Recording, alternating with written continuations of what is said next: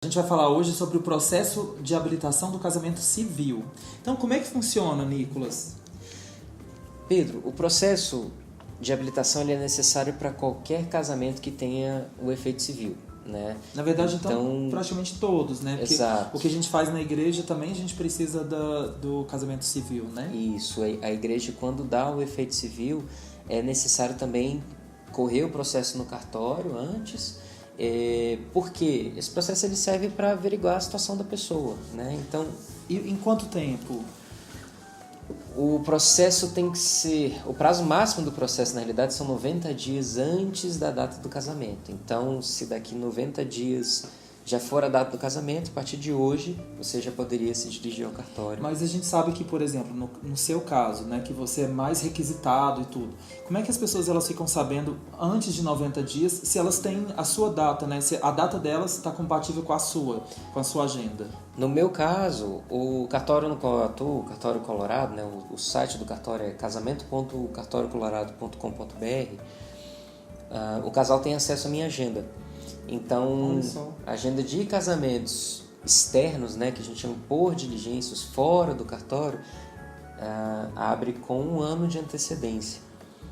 Então mesmo que elas tenham que entregar toda a documentação com 90 dias, com 1 ano antes ela pode pesquisar se a data dela está disponível. Exatamente. Aí é só entrar no site, preenche todas as informações, né, que o site pede e a pessoa faz o agendamento da data. Então, aquela data já está agendada, começou a correr o processo, começou a correr o prazo de 90 dias, a pessoa já pode se dirigir ao cartório com toda a documentação necessária para dar início. E quais são as documentações necessárias nessas 3 situações que a gente tem? Se a pessoa for solteira, se ela já for divorciada, né? E se ela tiver sido viúva. Certo.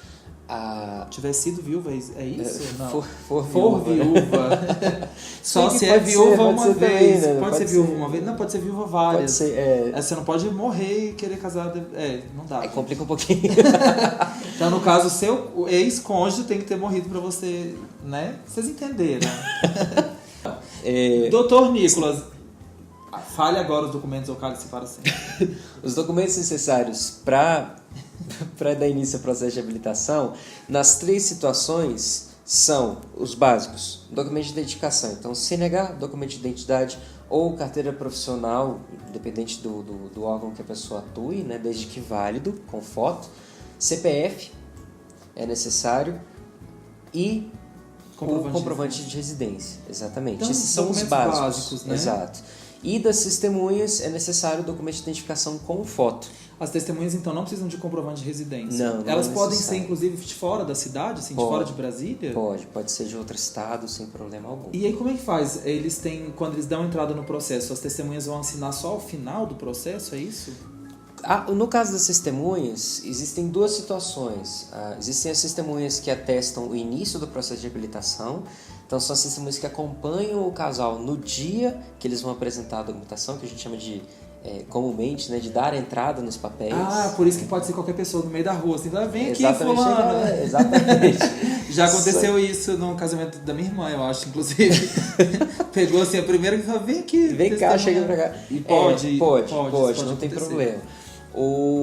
Aí o outro caso é justamente a questão da testemunha que assina no dia da cerimônia. Mas de toda forma, ela vai ter que constar no processo desde o início.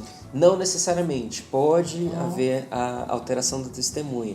É uma excepcionalidade na realidade, né? É uma coisa que não é bom trabalhar com, mas caso haja necessidade de fazer alteração, às vezes a testemunha não vai poder estar no dia da cerimônia ou algo do tipo, pode fazer alteração. E como é que funciona essa questão, quantas pessoas, na verdade, assinam de fato no dia do casamento? Quantas testemunhas? Para os casamentos realizados dentro do cartório, aqueles que são internos, necessário apenas 2 testemunhas. Pode ser um homem ou mulher, podem ser casados, tanto faz. Pode, sem problema nenhum. Né?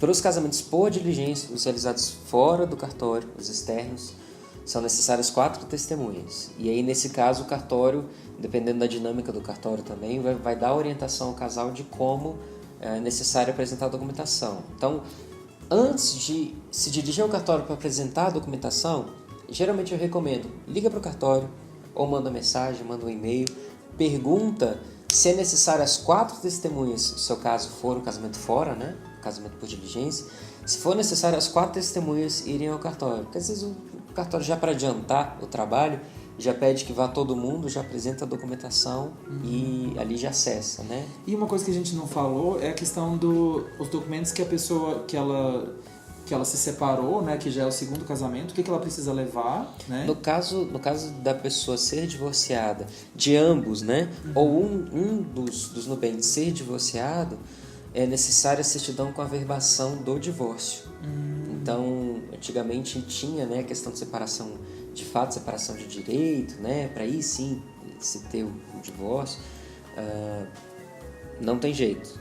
Precisa da certidão com a averbação do divórcio. E no caso da pessoa ser viúva, Precisa da certidão com a averbação do óbito do anterior. Cônjuge. Isso. Ou existe da cônjuge ou do cônjuge? De cônjuges.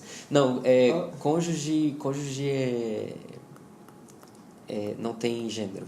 Cônjuge, entendi. Na verdade, se diferencia o gênero do cônjuge com o que vem após, né? Com a qualificação que é cônjuge de varão ou cônjuge de virago.